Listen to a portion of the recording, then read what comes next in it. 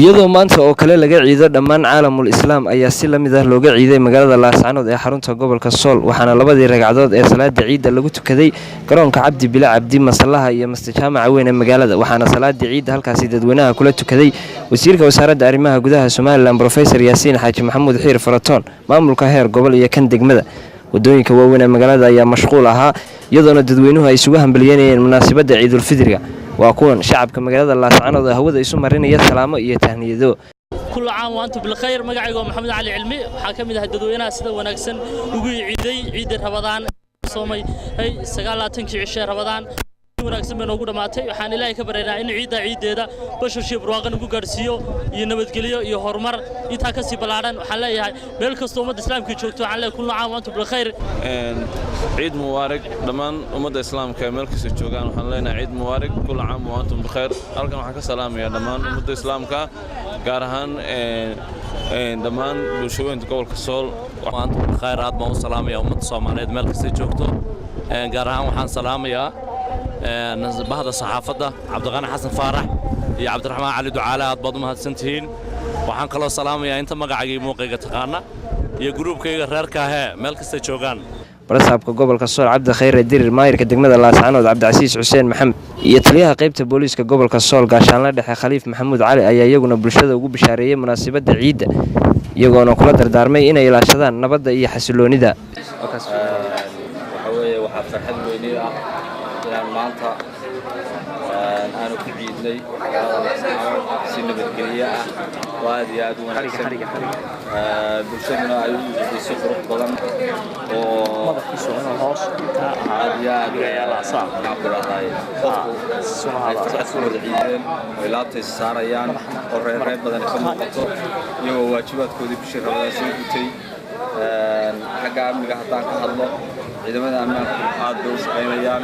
waxa weeye ciidanka amniga waxaa leeyahay booliiska waan aad iyo aad ugu mahadinayaa shaqada ay qabteen 24 saac ee soo dhaafay ee heeganka ahayd ee soo jeedka ahayd hadday tahay laamaha kala duwan sida tuqataariyada traafikada ciidanka gurmadka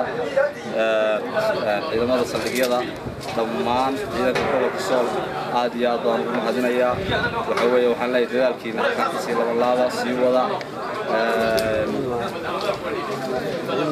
magaaladuna si nabadgelyo ah oo aad iyo aad u wanaagsan waxaan la joogaa mas'uuliyiin sare oo dowladda ka tirsan wasiirka arrimaha gudaha iyo wasiirro kale waxa weeye si nabadgelyo ah iyaguna magaalada ugu yiideen وأنتم بخير دمان dadka ah ee joogaanka waxaan halkan ka salaamayaa madaxweynaha jamhuuriyadda Soomaaliland Axmed Maxamed Sinaayo iyo marwadiisa dhammaan dawladda oo dhan wasiirka arrimaha gudaha xildhibaanada golaha deegaanka faamilkayga si gaar ah u salaamayaa waxaan ku sugnahay caasimadda gobolka Sool Laascaanood waxaan hareerahayga fadhiyaa mas'uuliyiintii heer gobol iyo heer degmo xildhibaanada golaha deegaanka markii ugu horeysa waxaan salaamayaa dhammaan shacabweynaha islaamka meel kasta ay joogaan ilaahayna waxaan ka baryayaa bishii barakaysan ee Ramadaan ay soo ciideen in alle ka aqbalo miisaanka aakhirna ugu daro waxaan mar labaad gaar u salaamayaa shacabweynaha reer Soomaaliland meel kasta ay joogaan waxaan leeyahay sanadkiisa bishii ciida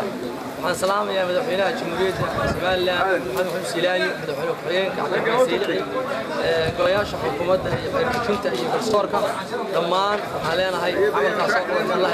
ka inta dabadeed waxaan salaamayaa shacabka gobolka Sool guud ahaan dhammaantiin meel kasta ay joogaan haddana ka warbixino saaka xaaladdeeda gobolka aad iyo aad buu fiican tahay